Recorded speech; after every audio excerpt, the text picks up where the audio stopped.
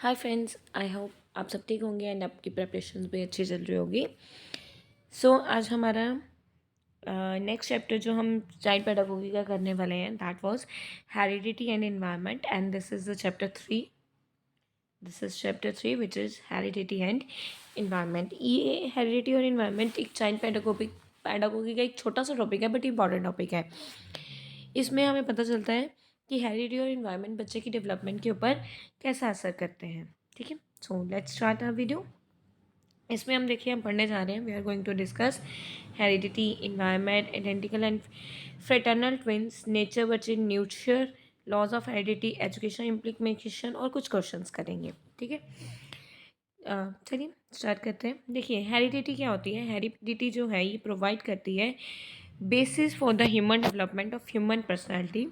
Heredity is what a person is born with. Heredity क्या है, ये हमें डेवलपमेंट बताते हैं कि ह्यूमन पर्सनैलिटी का जो डेवलपमेंट है वो कैसे होगा। जितनी भी क्वांटिटी है जो चाइल्ड इनहेरिट करता है फ्रॉम द पेरेंट्स, जो चाइल्ड क्या करता है इनहेरिट करता है अपने पेरेंट्स से, वो जो हमें उसके बारे में हमें किससे पता चलता है, उसके बारे में हमें हेरिडिटी से पता चलता है। मतलब कि ऐसी क्वालिटीज़ जो हमें पेरेंट्स से मिलती हैं, हमारे दोनों पेरेंट्स से मिलती हैं, वो क्या होती हैं, हेरिडिटी होती है। All the time of conception जो यूनियन है ऑफ मेल और फीमेल जर्म सेल्स का फर्टिलाइजेशन कोर्स होती है।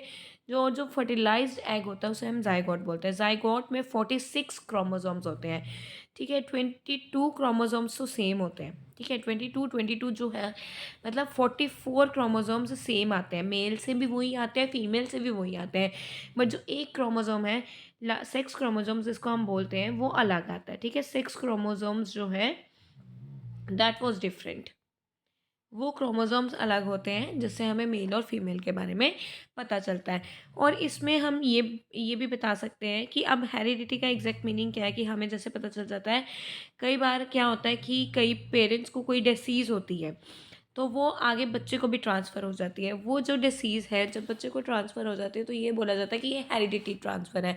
या अगर उसकी ग्रोथ की बात की, अगर जो पेरेंट्स हैं वो डाफ हैं, डाफ मतलब अगर उनकी हाइट छोटी है, ठीक है, मान लीजिए कोई पेरेंट्स है अगर उनकी हाइट छोटी है तो आगे बच्चों की भी हाइट छोटी रहती है, तो वो किसके कारण होता है, हेरिडिटी के कारण होता है। ठीक है, नेक्स्ट इज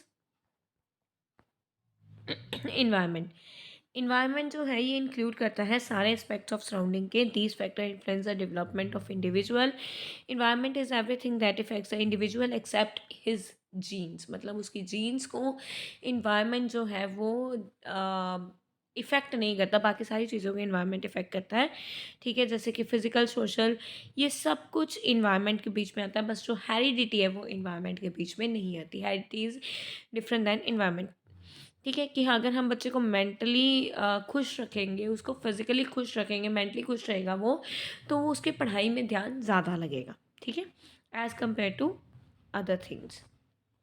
एंड नेक्स्ट जो हमारा टॉपिक है that was identical and fraternal twins.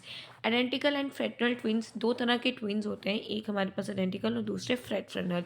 Identical जो है वो एक ही ओवियम से बनते हैं, उनका जो सेक्स होता है, मतलब जो उनका जेंडर होता है आप बोल सकते हो, वो मोस्टली सेम रहता है। ठीक है, फ्रेटर्नल ट्विंस में मोस्टली ब्रदर और सिस्टर रहते हैं और ये अराइज होता है जर्मिनेशन ऑफ टू सेपरेट ओवा। ओवा मतलब जो लेडीज़ के एग्स होते हैं उन्हें हम ओवा बोलते हैं। हेरिडिटी एक इम्पॉर्टेंट फैक्टर है in the life of an individual. मैंने आपको एक क्वेश्चन में भी बताया था कि हेरिडिटी डेवलपमेंट में हेरिडिटी और इन्वायरमेंट का प्रोडक्ट जो है वो पाया जाता है। ठीक है, इनके प्रोडक्ट के कारण, इनके प्रोडक्ट मतलब इनको साथ रख के ही जो डेवलपमेंट है बच्चे की वो देखी जाती है। ठीक है, बाकी के टॉपिक्स हम नेक्स्ट लेक्चर में करेंगे। Thank you.